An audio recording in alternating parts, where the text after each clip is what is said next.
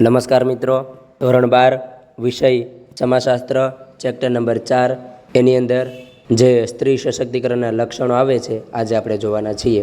તો ચંદ્રિકા રાવલ સ્ત્રી સશક્તિકરણને સમજાવતા તેના લક્ષણો નીચે મુજબ દર્શાવે છે. 1. સ્ત્રી સશક્તિકરણ એક પ્રક્રિયા છે. 2. આ પ્રક્રિયામાં સ્ત્રીઓને પોતાનું સ્થાન અને મોકળાશ મળે છે. 3.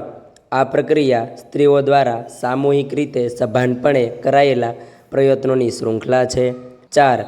તે સ્ત્રીઓને હકોની અનુભૂતિ કરાવે છે. 5. તે સત્તાની નવી સંકલ્પના છે. 6. તે સામાજિક પરિવર્તનની પ્રક્રિયા છે.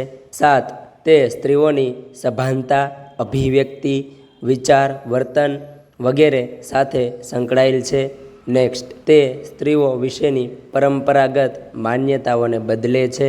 નેક્સ્ટ, તે પુરુષ વિરોધી નથી, પરંતુ સ્ત્રીઓ સમાજમાં પોતાનું આત્મગૌરવ અને આત્મવિશ્વાસથી આગળ વધે એવું લક્ષ્ય ધરાવે છે. આ 3 માર્કની અંદર પૂછાય છે મિત્રો, તો પાકો કરી લેજો. બરાબર. જય હિન્દ, જય ભારત.